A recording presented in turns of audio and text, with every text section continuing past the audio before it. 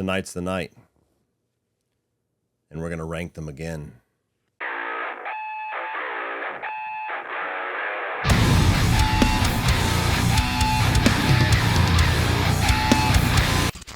What is up, guys? Welcome to my updated ranking of all seasons of the show Dexter. I did this a few years back whenever New Blood was airing. It has maintained to be one of the most successful videos on my channel, which is awesome. And now we have Dexter Resurrection Season 1 that culminated last weekend. So now we have 11 seasons, actually. I'm forgetting we had Original Sin. So 2 brand new seasons of Dexter this year to update this ranking with. So 11 seasons of the show Dexter ranked from worst to best. Now, for the most part, I think the fandom pretty much agrees on which seasons are in the top chunk, which seasons are in the bottom chunk, but in the middle, there's a whole lot of chaos. And so it should go without saying, but seemingly never does. This is just my own personal opinion, my take, my taste towards these seasons. So as we go through this ranking, let me know your ranking down below in the comment section below, which ones you like and dislike, and give me some context on who you are as a Dexter fan. Have you been there since day one? Did you binge through them for the first time last year? Let me know all of that, and let's explore our difference of opinion with some goddamn civility for once, all right? Let's not get crazy and act like we need to end up on Dexter's table. Coming in at number 11 for me was actually a bit of a surprise. Now, this was not very high the last time that I ranked it, but I actually thought that this might age a little better than it did for me. And coming in at number 11 as of right now is going to be Dexter New Blood. Now, this was only second to last when I reviewed this or ranked it right after reviewing the season, and obviously that was a very big open wound at the time. But I honestly thought when I went to revisit this series that being able to watch all 10 episodes in binge format rather than waiting every single week, also the knowledge that the attempted ending of this series was not going to be the ending of New Blood, and we're going to get Resurrection, and maybe some of that would soften the blow of the things that I did not like about New Blood. And much to my huge surprise, it seemed like the opposite happened when I revisited this not too long ago. Every single thing that I did not like about New Blood, I disliked even more. I think watching it from week to week and covering it as it was airing, I was going through a lot of denial at the time where I was trying to phrase things in more of an optimistic tone when there was just so much about the show that was not working for me. And there was just very little that I enjoyed about revisiting these 10 episodes. Like, is it shot well? Yes. Does it have much more of a serious tone? And can you argue that the writing is better here than it is for a season that I'm going to talk about very soon?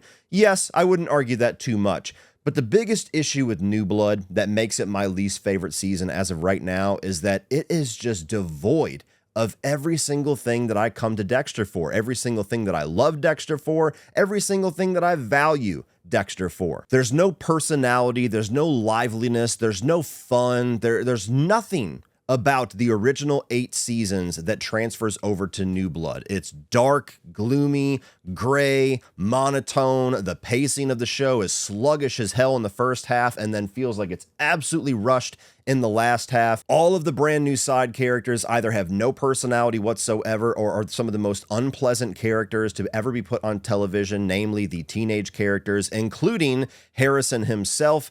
And you can give me all the justifications in the world for narratively why Harrison acts the way that he acts, and I understand all that. I get he has reasons to be bitter. I get he has reasons to be frustrated with his father and be vengeful and fucked up about the death of his mother and the abandonment and everything. Totally on board for all of that. But the way that they write his character, he is so aggravating and grating and insufferable within 3 episodes, and it never really changes or lets up until episode 9, and then right after that, he kills his father, and then I hate him again. So I despised Harrison in this season.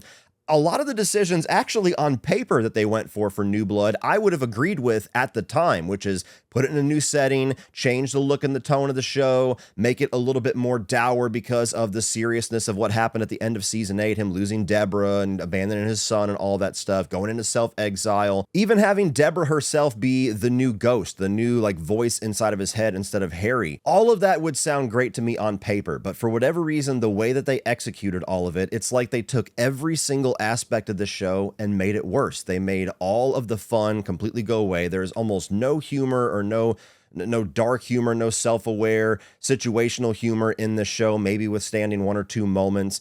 There's no liveliness or fun to what is going on with the story or to even just the setting. It's just this blank podunk town in the middle of New York in the winter. You have Angela here as his new love interest that seemed like a decent character at first and then just gets handed all of these plot conveniences to end up being the one that brings him down, and you just really don't like her by the end of it, even though there's times when I'll argue that Dexter is the antagonist in a lot of ways of the overall story. And maybe most frustrating of all is that Dexter doesn't even really feel like himself. Now, you can excuse the first couple of things away with him being out of practice and being a little bit rusty, given that he has not been doing his thing for a decade, but that only goes so far. When you get about a third of the way through the season and he's just leaving huge pieces of evidence all over the place without even thinking about it, he's literally setting up a kill room while knowing that the local police department is hunting the guy that he's about to kill and will likely show up there. They try to retcon the M99 detail that has been absolutely steadfast the entire original show and tried to make it where ketamine ties him to the Bay Harbor Butcher when it absolutely never would, making him completely oblivious to the fact that Angela in the entire back half of the show cannot stand being around him, and he never picks up on it. And of course, the ending of this season, which is, I mean, in competition for season 8 as one of the worst endings to a television show of all time. You know, before Resurrection came along, unfortunately, that was one of the biggest legacies of Dexter, was one of the greatest shows of all time that ended the worst way twice. And nothing about anything that they went for in that final hour of Dexter New Blood felt earned, felt like it was built to, felt like it was actually a natural conclusion to the story that we were telling. You know, there was so many things brought into it that felt like a giant dick tease, like Batista being on the way, and then the episode and the series just ends without that ever happening. This was one of the most infuriating hours of television ever. I went on an absolute rant the night after it aired, and that video just went absolutely bananas because the majority of the Dexter fandom was like, fuck yeah, this sucks. Really, the only redeeming factors for New Blood for me is that I do think the first episode of the season is a really good episode of him just trying to contain himself with sheer will, you getting reintroduced to him as a character. The first couple interactions we get with Ghost Deb, everything after that is, I'm almost as grating as Harrison is.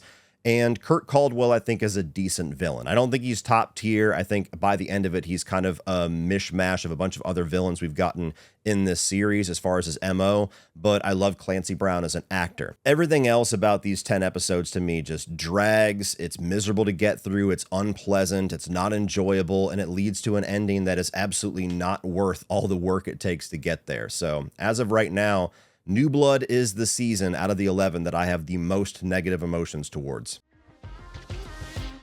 Just like a lot of you, I love to listen to music, podcasts, and YouTube videos while I'm doing things around the house. But the problems that I run into is that before long, no matter what earbuds or over-the-ear headphones I use, it's eventually going to become a little uncomfortable. Not to mention that anytime I can't hear everything going on around me, that is the exact moment that my kids or my dogs like to get into something that they shouldn't. Well, now with Raycon's open earbuds, those are both problems of the past. The Essential open earbuds are honestly so lightweight that there's been times I forget that I'm even wearing them. They're built for life on the go, so you literally just slip them on effortlessly and they stay there the rest of the day. And because they don't completely block out the rest of the world, I can easily stay tuned into my name being called at a cafe, or oncoming traffic when I'm out for a walk, or my kids yelling about something else being broke. And these babies have 8 hours of battery life per charge, not to mention an extra 36 hours with the rechargeable case that's also capable of wireless charging. And the icing on the cake is that these are IPX5 splash proof, so no matter if it's rain, sweat, or even your shower, ain't nothing stopping these babies. So if you're looking for earbuds that move with you, the Essential Open Ear earbuds are the way to go. So go to buyraycon.com/Cody Leach Open to get 20% off your order of Essential Open earbuds. That's 20% off the Essential Open earbuds by going to buyraycon.com/Cody Leach Open. And thank you so much to Raycon for sponsoring today's video. Coming at number 10 by a razor-thin margin is going to be Season 8, the original final season to the original run of Dexter.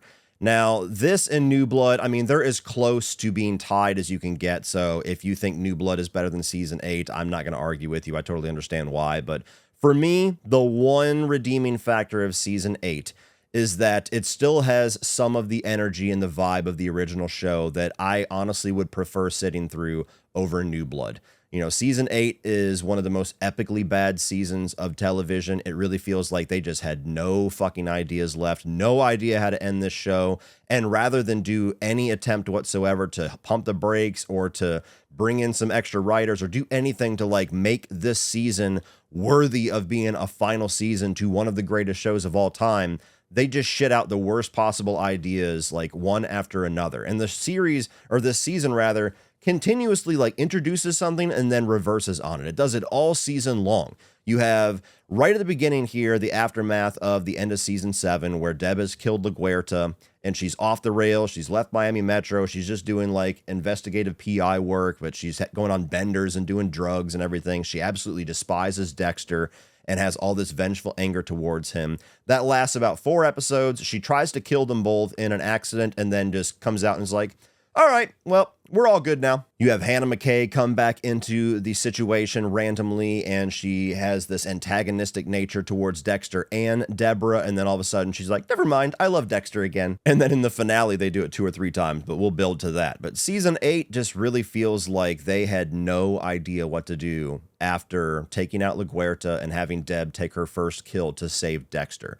They had no clue, which is just the most baffling thing in the world. I mean, they did kind of blow through the obvious direction for a final season in season 2, so I understand that being a bit of a handicap, but how the fuck did we end up with this entire season of bullshit? I don't despise Vogel as a character. I think there's moments where she's kind of an intriguing idea, but the entire premise of somebody being the actual author of the code who was kind of guiding Harry so that he can guide Dexter, I never found that to be that necessary. Yes, Harry was just a cop. He didn't have any kind of like psychological background, but his code is pretty simple. Don't get caught, don't kill an innocent person. I know there's a couple more, but like, I completely buy into a cop being able to come up with that moral code. They introduce this element of this young kid that also has a darkness, and Dexter maybe being a mentor for him, which is a halfway decent idea on paper, not really for a final season, but it's interesting enough. And then that just gets swept under the rug and absolutely just cut off at its knees as soon as it starts to get interesting.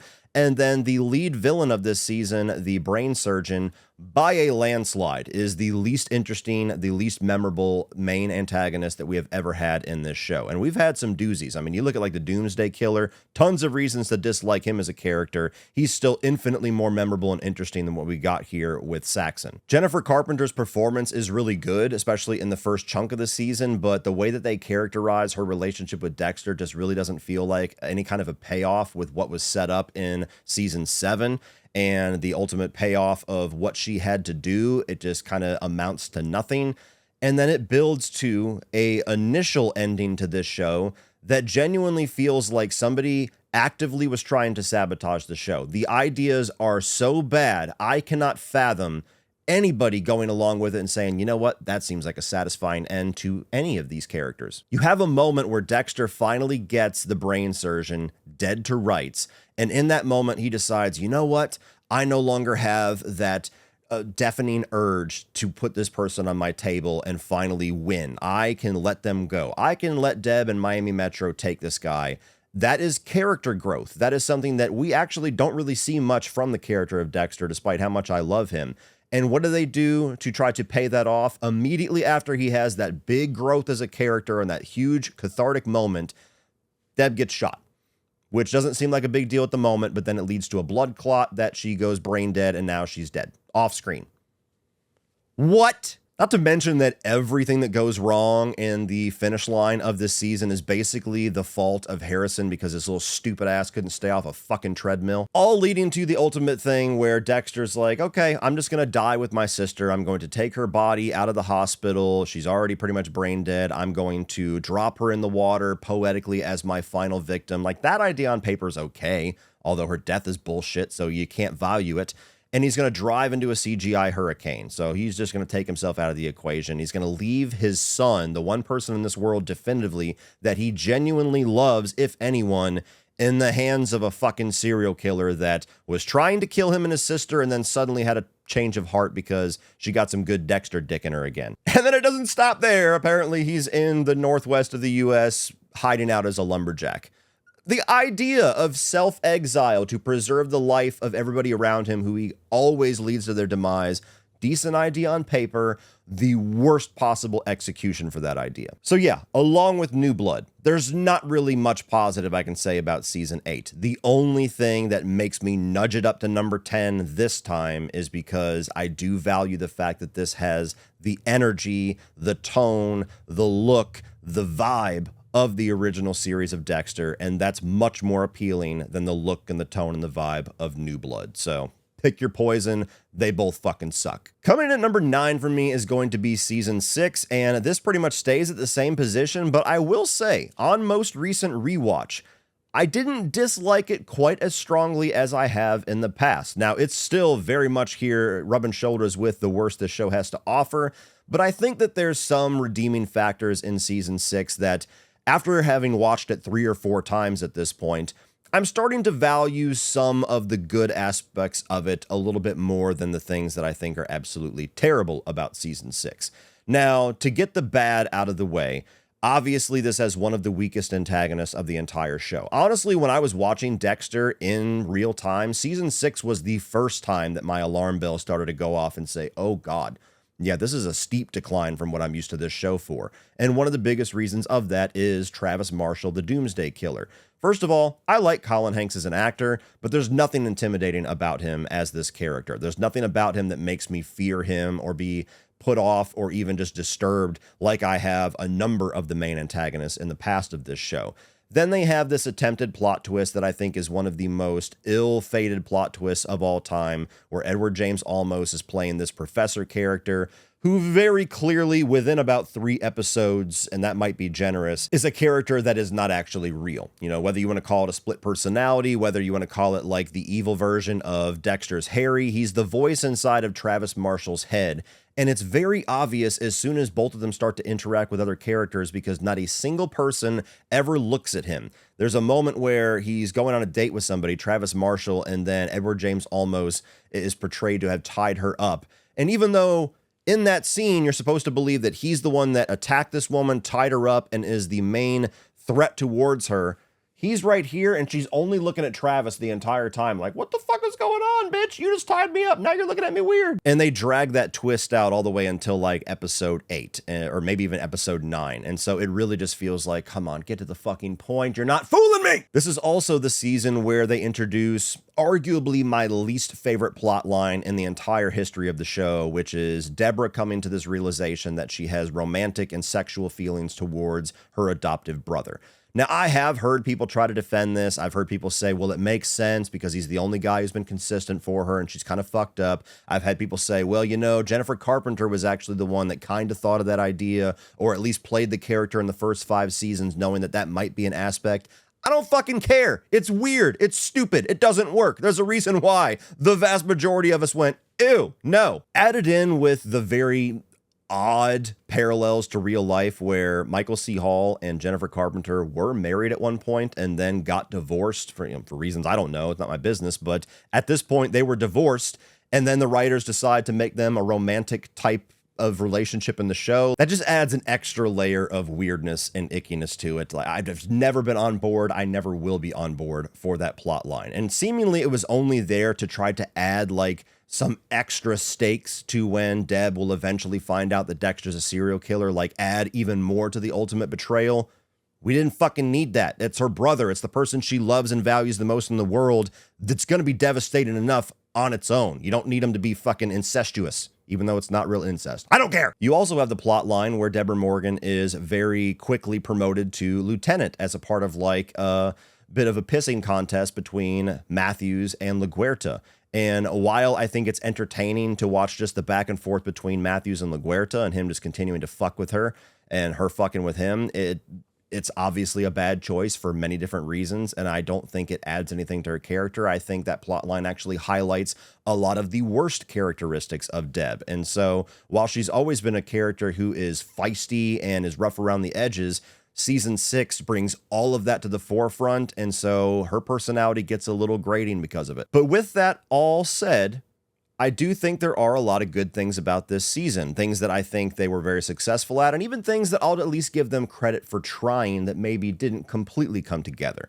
Now, that one for me would be the whole religious theme to this entire season, not only because of the MO of the killer, but Dexter himself as a character is very much having a bit of a crisis of faith and wondering how he wants to raise his son, and is God real? Is there this higher power? Am I going to have this ultimate punishment? Do I need to raise my son to not have the same, burning in hell type fate that I'm going to have? Like, that stuff is interesting. It doesn't necessarily come to a very satisfying conclusion for the character. It doesn't really grow him as a character, but at least it's somewhat of a solid theme for the season that I do think does stand out a bit.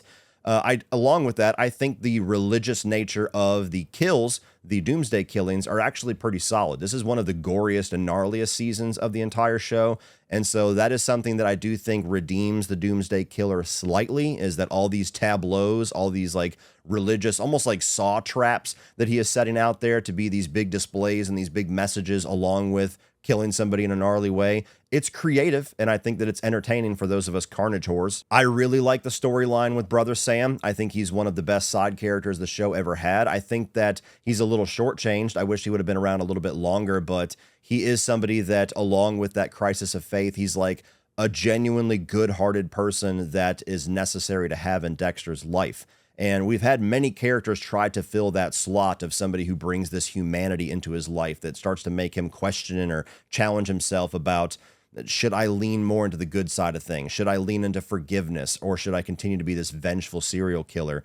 And I think Brother Sam is possibly the most effective version of that, where he genuinely starts to get him to believe, I need to forgive somebody. And then, of course, it comes to the ultimate clashing point when he corners the guy that kills Brother Sam, chooses forgiveness, and then when he starts to laugh, that vengeful side comes out, which is a very great scene. You still have a lot of silly elements. I mean, you still have the Nebraska episode, which I'm very mixed on with Jonah Mitchell. It feels like kind of a totally detached hour of television from the season, and also starts to stretch the believability of the stakes and the ticking time element when Dexter can just leave for Nebraska for a couple of days and come back and still have a job. You have elements like that meme-worthy, goofy-ass mural that's painted where Dexter is the face of the beast and stuff. So it's definitely a season with a lot of problems, and I understand that people dislike it more than I do, but I tend at this point to enjoy the good parts of it a little bit more than I rage out on the very bad elements of season 6. Now, after season 6, we have a really huge gap between my enjoyment level of everything else that we're going to be talking about in this video. So after that giant leap at number 8, we have Dexter Original Sin, which is one of our brand new seasons that came out this year. Now, I will say I was the biggest skeptic in the world when it came to Dexter Original Sin. I'm not really traditionally a big fan of prequels. More times than not, they have the same problems for me, answering questions I was never asking, giving me answers I don't even like, retconning things, explaining too much, convoluting up the lore and things like that. And there's absolutely some issues that is true for Original Sin. But by about episode 3, I was very much pleasantly surprised with how much I was enjoying Original Sin, if nothing else, for really recapturing the magic and the vibe of the early seasons of Dexter, like season 1 through 3. And it's not quite on that level of greatness, but at least it had like this bit of nostalgia to it. There was something about the look of the show, the vibe of the characters, the music, the Miami liveliness that was like, oh, this feels like the good old days. I think that Patrick Gibson does a really good job at doing his own version of Dexter while very much relying on Michael C. Hall mannerisms and tics and things like that. He does a good job of blending an impersonation with his own take on the character. And I even thought the actress that was portraying Deb did a pretty good job at portraying her feistiness and her take no shit attitude and just not listening to anybody. She seemed like she might be a little bit too much at first. Like, am I going to totally dislike the teenage angst version of Deb? But she endeared me to her quite a bit as the series went on. Now, the mixed bag for me was Christian Slater, because while I love Christian Slater, and I think he gives a really good performance and has good dynamic with Patrick Gibson, I felt like he didn't mesh at all with the original take on Harry, played by James Remar. They don't feel like they're playing the same person at all. So that's a little bit of a toss-up there. He made the role his own, but these are supposed to add up to the characters that we know and love. All the Miami Metro characters kind of felt like cosplay to me. Not that they were offensive, but it was just like very much, we're just going to look and act exactly like these characters did, as if Batista wore the same outfit for like 20 years. The Masuka laugh absolutely just drove me nuts the more times that they did it. And other characters really amounted to nothing. Like, why was Sarah Michelle Gellar in this show? Answer that for me. I was mixed on seeing some of the origins of Dexter and Dexter working with Harry. It felt like they were touching on retconning that a little bit with what we understood with their relationship to be in the flashback sequences and things in the first 2 seasons, but they weren't too aggressive with it. So I kind of liked seeing an element of how his first kill starts to lead to him learning certain things about his kill cycle, his kill routine, where he starts to get M99 and things like that, and smelling salts, and starts using plastic. Like, I didn't need any of that. Again, my issue with prequels, but they didn't do it in a way that offended me. But I really did not like the ultimate revelation that the captain, played by Patrick Dempsey of Miami Metro, ended up being the big bad, because to me that absolutely does break the lore of this show. When you have the Bay Harbor butcher killings that are revealed in season 2, and they start to realize not only is it a cop, it's somebody that works at Miami Metro, and it's this huge holy shit revelation, this person's one of us. That doesn't really have much impact when just like a decade ago, the captain of your entire department was doing the same type of shit. It just starts to raise continuity questions. Like, why would they not bring that up in season 2 if that's supposed to be part of the lore? Why would that not lessen the blow of the realization that yet another person in Miami Metro is a serial killer? Like, you think they would just put their head back and be like, God damn, we are the worst police agency on the fucking planet. And even the stuff with Brian Moser, some of it was okay. Some of it really felt like we're, again, touching on maybe retconning a few things, and we're doing a little bit too much. I didn't need to see Brian Moser stalking Dexter a decade prior to season 1.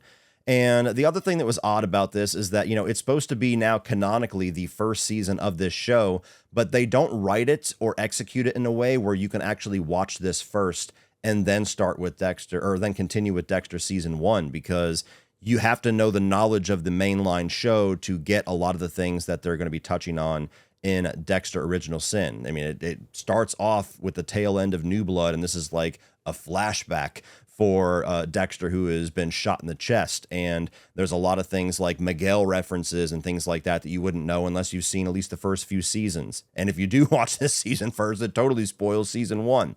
So I was pleasantly surprised with it. I enjoyed it overall. I didn't think it was necessary, and I was not upset or confused at all when they eventually canceled season 2 of this. I think that season 2, 3 onward of Original Sin had a lot of potential to fuck up a lot of continuity that would have frustrated me more than I enjoyed it. Coming in at 7, we have season 7. And to me, this is easily the best season in the Scott Buck era of Dexter, the last couple of seasons of the original run.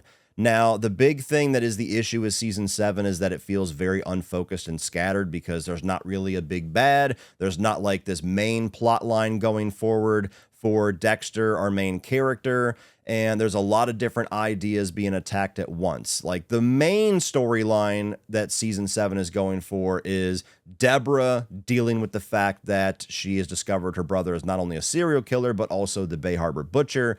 And tied in with that, LaGuerta from the episode 1 starts to investigate a blood slide that eventually leads to her theorizing that Dexter is actually the Bay Harbor butcher. Those two storylines as a mesh is kind of the main antagonistic sort of hurdle that Dexter has to get over in this season. And I think that both of them are done really well. I think that Deb's initial reluctance to understand what is going on and calling bullshit and just absolutely destroying his apartment to find the blood slides at the end of episode 1 was actually pretty surprising. It felt like they were going to play that out throughout the season of her eventually finding out the actual truth, and they just get to it right away. And her kind of being almost like a sponsor for him, where she's trying to keep him from killing, and then eventually getting into certain storylines like with Ray Speltzer and especially Hannah McKay, where she starts to kind of come around to his code, but wants to utilize him in a way that he does not want to be utilized. So it creates some really good tension and drama between them. And then especially the LaGuerta side of things, it's kind of like picking up where Dokes left off, and then eventually where Batista picks up in Dexter Resurrection, but it's done in a way where they never really have to betray the character of LaGuerta. They never have to make her look stupid. They never have to have these huge plot conveniences for her to put A and B together to get to C. It's a very natural progression of her investigating things of the past, finding little clues and details, and coming to a very realistic conclusion that Dexter must be the Bay Harbor Butcher. And the way that she goes about trying to ensnare him in the last little run of this season is very nail-biting, all leading to a very effective finale where Dexter realizes he either has to kill her, somebody who doesn't deserve it, and break his code, or, you know, the fun's over, I'm going to prison, or she's going to kill me here. And so I really liked that side of the storyline. I love Isaac Serco as an antagonist. He's one of my favorite Dexter villains, and some of it's because it's complicated. He's kind of a villain, but then kind of becomes friends with Dexter. I actually wish he was throughout more of the season, because he gets taken out by like the 2/3 point, and then LaGuerta pretty much becomes the main antagonist for the last run there. I really like the relationship that he builds with Dexter and how it grows and changes. I love Ray Stevenson's performance. He's so intimidating and yet very charming and alluring. The phone calls that he has with Dexter, where Dexter's hunting him and he's like, "Oh, aren't you a little smarty pants?" And I even like Dexter's romance with Hannah McKay. Not so much in season 8, but in season 7, I find her to be a good character. I thought it was a good place to go after Rita and Lumen, and the tension that it causes between her and Deb, I thought made for some really good drama. Now, where the issues come in is that I think this season absolutely wastes the Lewis character, the little dweeb who started to be set up as maybe a side antagonist at the end of season 6. Absolutely feels like they had no idea what to do with him, so they just dispatch him by episode 2.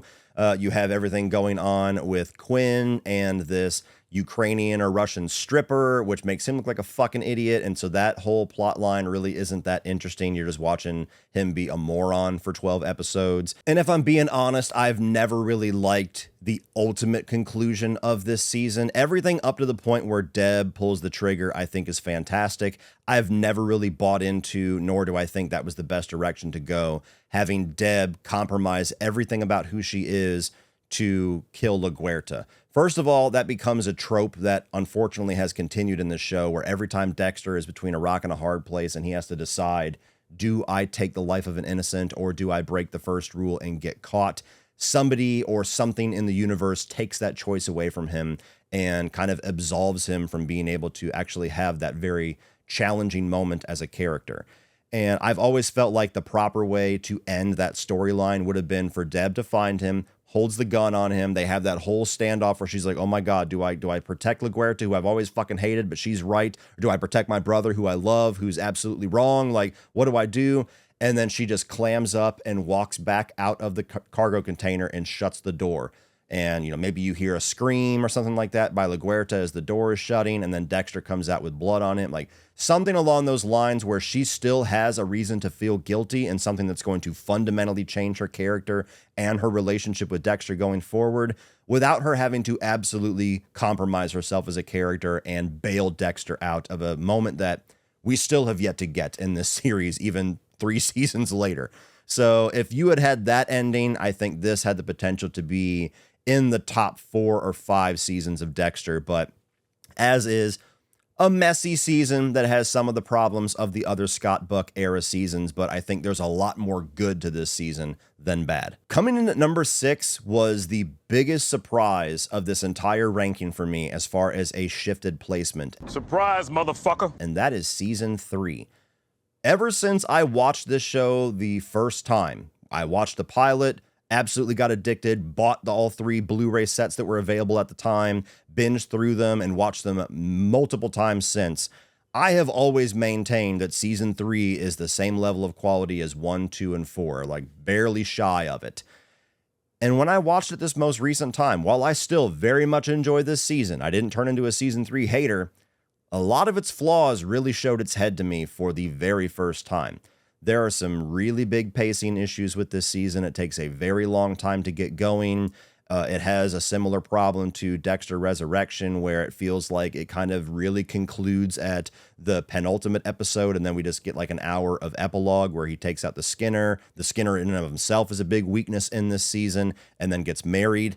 I think that Rita, while not as insufferably bitchy as season 2, still has a lot of those elements in the first part of the show where it's like she's almost throwing a fit about not getting proposed to, and just, I don't know, maybe it's because I'm a guy. I look at some of that and I'm just like, oh, shut up, stop talking. Deborah's romance with Anton is fine, but is certainly not like a standout plot point. He's a very forgettable character. You almost forget that he exists in between season 2 Lundy and season 4 Lundy. So those were elements that when I watched it this time, I was like, wow, you know, I've always loved rewatching this season, but like I'm struggling a lot more than I used to really, really dig into what's going on here. Now, there's still a lot of great stuff in season 3. I love Miguel Prado. I love the performance by Jimmy Smits. I think he's one of my favorite antagonists because he's just such an electrifying actor. There's so many moments in here, especially that rooftop confrontation that is like a series all-time best moment for me. I really like the whole back and forth where at first he just seems like an overly friendly, kind of pushy guy who is going to be friends with Dexter, whether he wants to or not. And then as soon as Dexter starts to kind of enjoy the fruits of that, he's betrayed and realizes he's kind of created a monster. I love that whole up and down path that they have as friends and characters. I think that the Miguel Prado family and what it brings to the character of LaGuerta and having the very angry brother come in, always trying to fuck up the works, who kind of knows there's something up with Dexter, almost like Dokes, but nobody will listen to him. I like Quinn's addition into this season. Now, he gets to become a more interesting character in season 4, but as kind of our Dokes fill-in, I like the fact that he's this morally gray cop who Dexter doesn't quite know what to do with yet. And ultimately, the way that Dexter starts to fully buy into this family man that comes to its ultimate fruition in season 4, where he's proposed to Rita, he is like full-on dad mode with Asher and Cody and all of that. I really enjoy that stuff too. So season 3 is still a season that I love overall. It's still something that has some of my favorite moments, some of my favorite characters, but I was very much shocked when I watched it this last time where I was like, oh wow, yeah, this is definitely the easy weak link of the original 4 seasons, isn't it? Coming in at number 5 is the new dog on the block, Dexter Resurrection. And I tossed around my number 4 through my number 6 quite a bit. Like, honestly, these 3 seasons here in the middle, I have a lot of love for, where it's like, man, I don't really know which one I honestly like more. They, for all intents and purposes, could be tied just like my bottom 2. But as of recording today, I'm going to put Resurrection right here in the middle of these 2 at number 5. Now, this was a huge return to form for the show.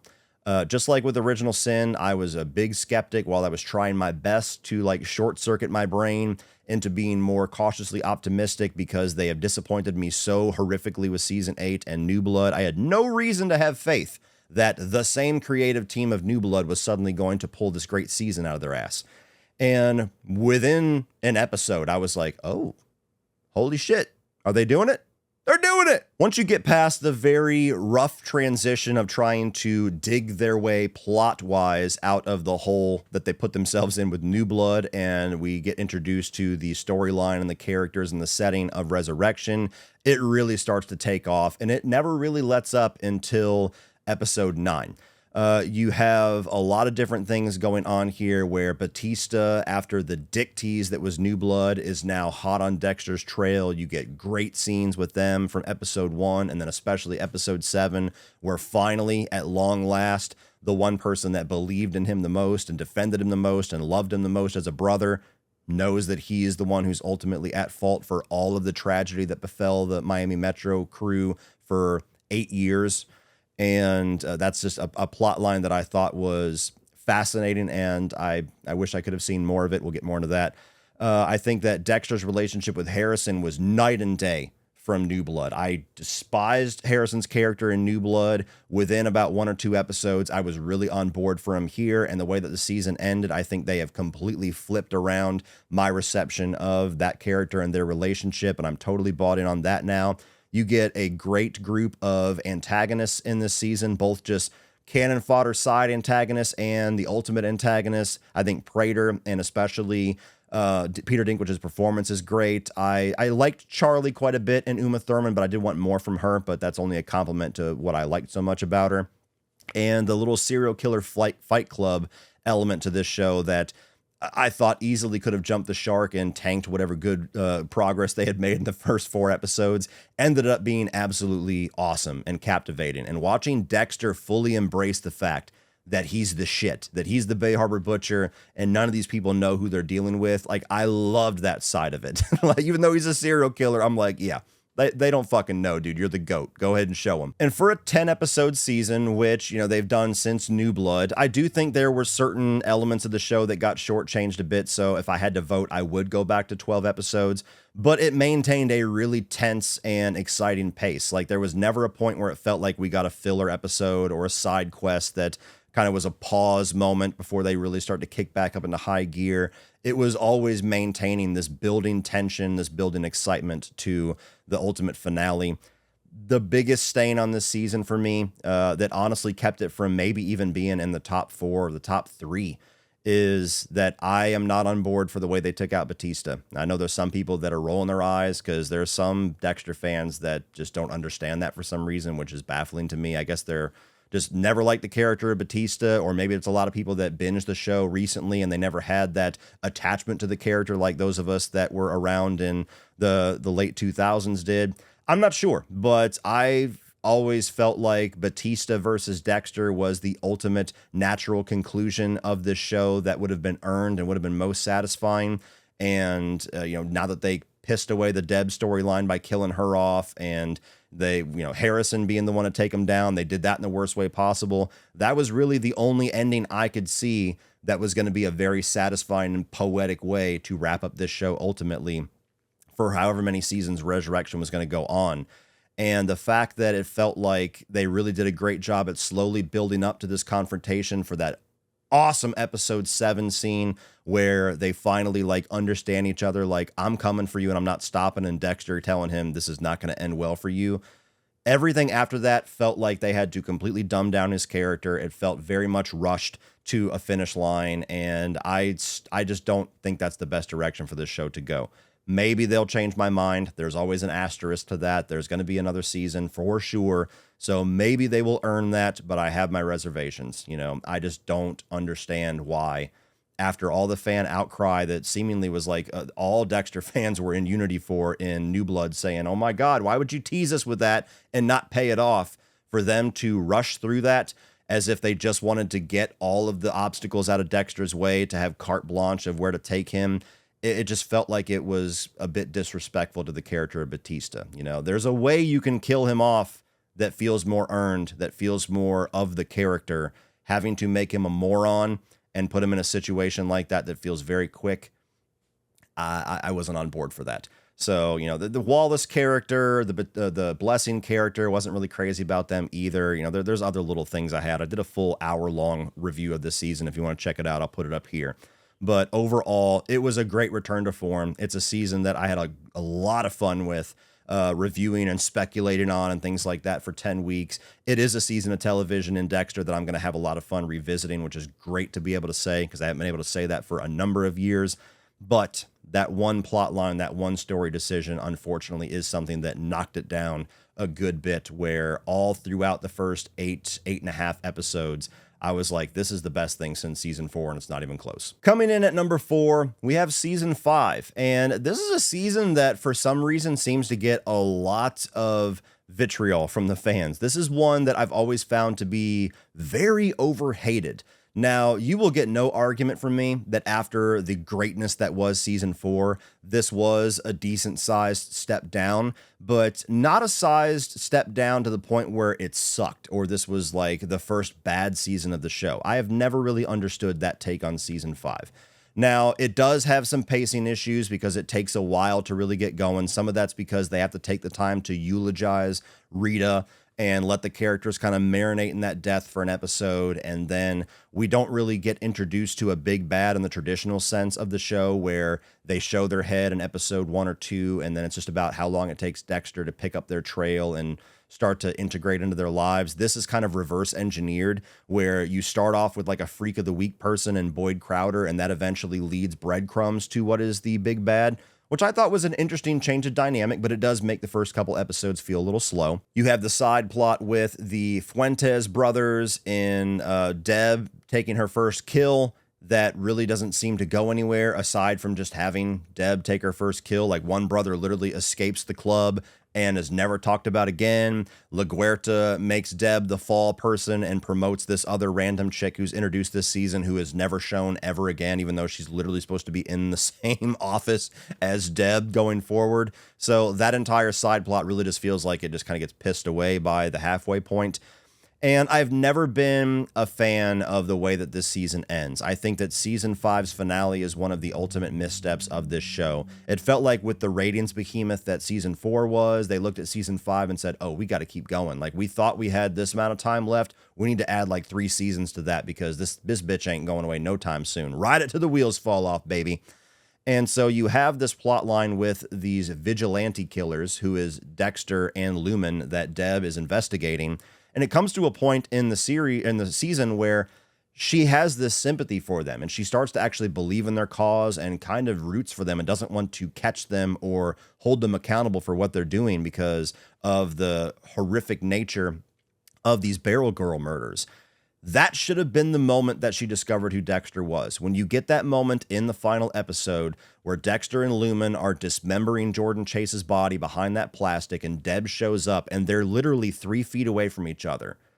And then she just decides to walk away and let them do their thing and give them a head start. One of the biggest missteps in the show, only to punt that ending to season 6, which is a significantly weaker season. If you would have had Deb find out then and there, not only would it have been just as devastating, it would have been a huge, huge moment to cap off what I think is a really intense season. And it would have added this complicated nature to Deb's discovery that is much more captivating than, oh, I wanted to fuck my brother, but I guess he's a serial killer. It's going to be weird now. But with those issues in mind, everything else about this season, I think, is top tier Dexter. I think his need to help somebody to try to make up for his loss and him being ultimately at fault for the death of Rita is a very captivating storyline. And it is the last time I felt like we genuinely did approach character growth and something significant changing the character of Dexter. I like Julia Stiles as an actress. I like her dynamic with Michael C. Hall. I like her character of Lumen and their relationship and how it kind of builds. I really like how the big bad of the season turns into just a group of guys and Dexter has to take them out one by one. And for the most part, they're all kind of memorable. At least their kills are and their episodes are. Jordan Chase as an ultimate evil guy, there's a little bit of a mixed quality to him where he does feel like more like the manipulator, kind of like Prater was, rather than this big, cold calculator villain that we're like, oh my God, that's a really great antagonist. He's just the last one he has to take out. And I really like how Dexter is kind of teaching the code to somebody that ultimately rejects him by the end of it and ultimately rejects that. You know, I do feel like aside from Deb letting Dexter and Lumen go, that there is a little bit of a cop-out nature to the finale where Lumen just kind of wakes up and says, you know, I woke up this morning and I don't really want to do this anymore. I think they should have built to that a little bit more. They should have had some more hints that maybe what they're doing isn't quite working for her and she's just going to fight through it to avenge these girls and avenge herself. And when she takes Jordan off the table, it's like, okay, I can't do this anymore. I've been hiding it.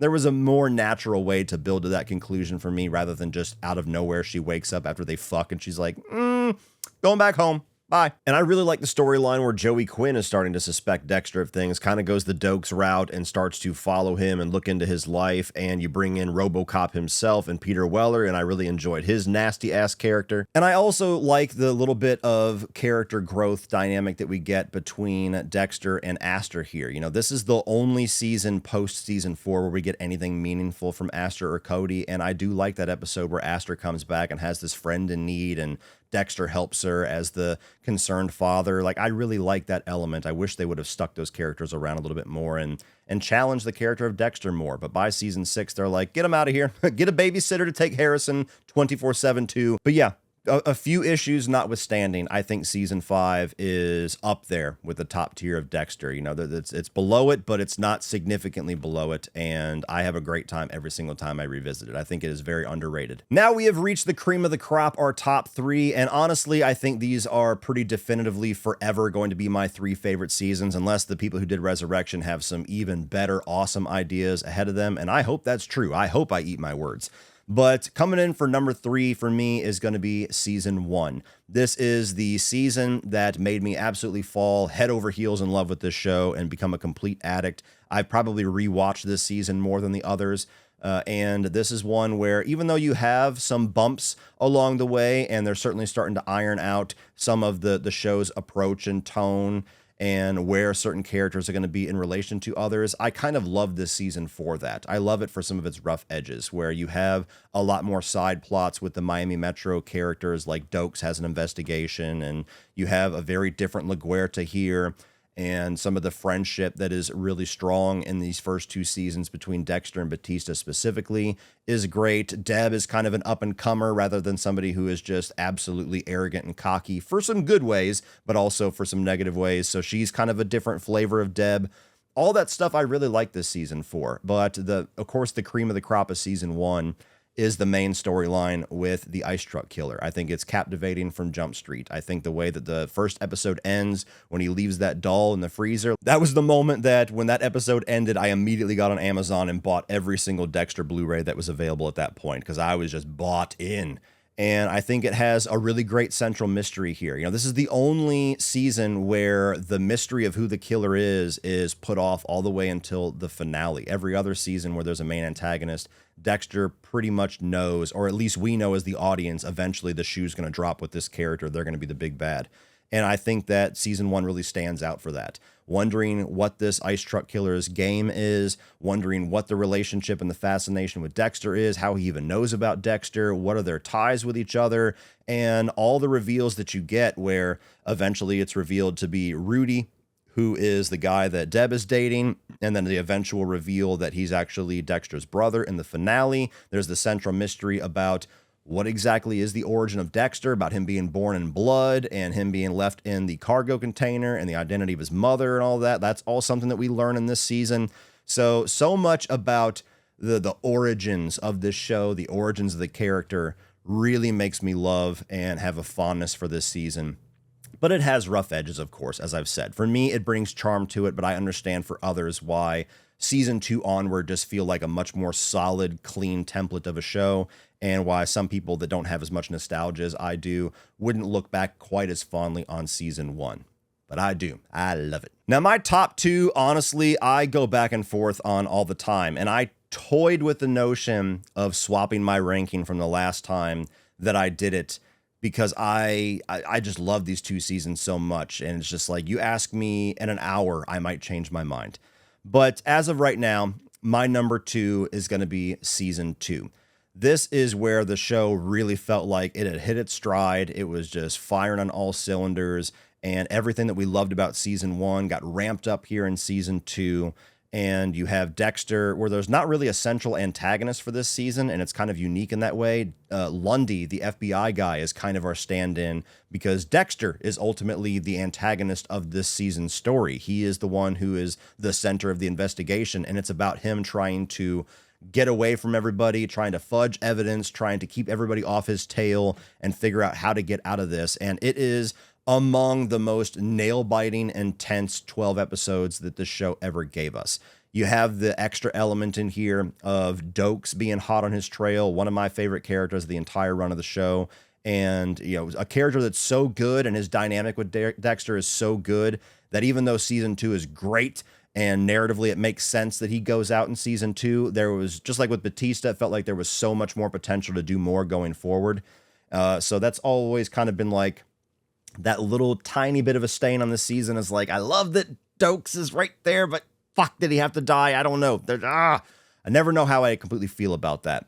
You have the character of Lila in here, who I've always loved. I know people are kind of mixed on her, but I think that she's this kind of crazy, wild, sexy element that brings a nice dynamic to the show and brings a lot of interesting drama to Rita and the kids, and Dexter really trying to learn for the first time, like, do I actually love these people? Like, have I started to gain a fondness for them beyond just a cover? And that was the first time we started to see that little bit of character growth with him, which was nice.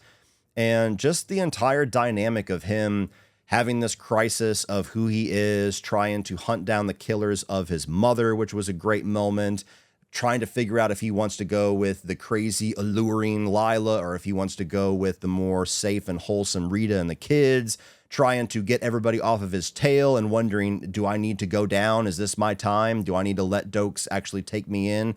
Or do I need to break my code and kill him and preserve rule number one? There's just so much about this season where it's just every single episode you're left going, oh my God, I have to keep watching. The only bit that, aside from never being quite sure how I feel about Dokes being taken out in this season, it does feel like there was more potential there and he got taken out too early. The only bit that has ever been a little bit of a stain on this season is that it really feels like they took the plot line that was obvious for the final season of the show and they really blew their wad early with it. Where season 2, we're getting the storyline that should be the season 8 storyline. And so because they did that in season 2, I think that is one of the main reasons that they have always struggled so greatly to figure out how to end this show and have absolutely just missed the mark completely every time that they have tried. And the more that we go on, it feels like they're just taking every single plot line that makes sense off of the chessboard, and it goes all the way back to season 2, which is the one reason why I decided to keep it here at number 2. Because aside from that, I think it's a flawless 12 episodes of Dexter. It is some of my favorite stuff that these characters and the stories have ever done, but it does feel like they jumped the gun and kind of set up the show for a little bit of failure in the future. But coming in at number 1, which is probably most people's number 1, so not the most unique answer in the world, is season 4. This is where the show really just felt like they had all the best ideas. They had the best pacing for the 12 episode season. We had the best villain. We had great twist reveals. This season actually is very distinct for me in having a really awesome 3-act structure, and there's a big, huge twist that comes in at the end of each act. So the first 4 episodes is about these vacation murders and Lundy coming into town, and maybe there's this serial killer that he's always chased that nobody's ever believed him about. We see John Lithgow doing these seemingly detached kills, wondering what the hell is going on with this creepy-ass guy. And the first act of the show culminates in Dexter almost catching the Trinity killer doing his bludgeoning kill and finding out that he's a family man. And oh my God, the key to what I'm currently struggling with right now, which is balancing my 2 lives, might lie in this sadistic fuck that I should really take off of the earth right now. And then Deb and Lundy being shot, seemingly by the vacation murderers, and Lundy dying. Then in the second act, it's all about him really getting this fake relationship with the Trinity killer under the alias of Kyle Butler and starting to learn like how exactly he approaches his family life without letting him know that he knows he's a serial killer, and starting to see all this facade, which is his cover of this perfect family, church deacon, guy that does volunteer work, while his personal life is crumbling because he's always away doing something else rather than being at home. And his wife and his kids need him. His young, infant son needs him, and he's just never there. And so Dexter just has the most struggle to balance everything. And then that act of the story ends with Christine Hill being revealed to be the Trinity's daughter, and Dexter starting to see through that while he certainly has some issues he needs to work out with balance in his life, he is not the monster that Trinity is, and all of his family are just decimated by like being suffocated with his cover. And there's nothing he can learn from this guy. And then the last 4 episodes is just off to the races. It's who can get to each other first. Is it too late? Is he going to get to the Trinity killer? Is he going to save this kid? There's a 4th person that's brought into the Trinity cycle, making him a series of 4 instead of 3. I mean, every episode of this season is just absolute perfection. It's just nail biting. Even smaller elements like Rita's flirtation with the neighbor and how Masuka sees it and Dexter handles it is like, oh, where's this going to go? Is he going to fucking string him up? You have everything going on with LaGuerta and Batista being in a relationship and that kind of being kept secret, and Dexter being the one that they confide in to a certain extent. And like all these times where he's just using everybody as a cover, but he ends up being the one that they trust and they value the most, is kind of the dark humor of the show. I mean, I could gush for hours on season 4. Season 4, there's not really anything negative that I can point out. The one thing that I often hear people say is a flaw if they're not a big fan of season 4 is that they don't buy into the fact that Dexter let the Trinity killer live and even saved him at one point. It felt like it was plot contrivances and conveniences that kept that character alive to get to the end. I don't really feel that way, because to me, him figuring out how to balance his life was the biggest goal, and he felt like there was nobody else on Earth he could learn that from. And so at the moment, he severely underestimated the threat of the Trinity Killer, which leads to the big consequence of that at the finale of this season. I've never had a struggle logically believing in how that happens. I think that's the theme of this season is very much tied up in that, is Dexter having to learn the hard lesson that you can't have it all. You can't be a nighttime serial killer and be a husband and a father and work at Miami Metro. There is no balancing all of it. At some point, something's going to give, and somebody's going to get hurt or die because of you trying to have it all and be selfish and not really take these threats seriously. And you have the most shocking ending of the entire run of the show with episode 12, one of the most shocking finales to any season, with Rita ending up in the bathtub where Trinity killed her before Dexter could get to him, and now Harrison being this repeated cycle of somebody who was born in blood. I absolutely love this season.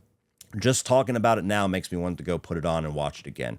So while there's so many seasons, more seasons than not, I'm really only negative on the bottom 3 seasons, if I'm going to be honest. So I think I'm actually more forgiving on most of Dexter than most fans. But this is my current ranking of the show, and number 1 maintains season 4. Is there a possibility that in the future they can do something that trumps this? I don't feel like it's there, but I would love to be wrong, and we'll find out whenever Resurrection season 2, 3, everything else, if they've got it in them. I hope they do. Well, that's it for this one, guys. If you enjoyed that, click over here for all of my Dexter coverage. I've reviewed every single season of the show. I reviewed every episode of New Blood and Resurrection. I'm also going to put a ranking up here of my Dexter antagonists previous to Resurrection. I do have plans for more ranking videos that are going to be updated soon, so make sure you like, share, and hit that subscribe button so you don't miss those coming your way. And as always, remember, opinions are like assholes, but that doesn't mean you have to be.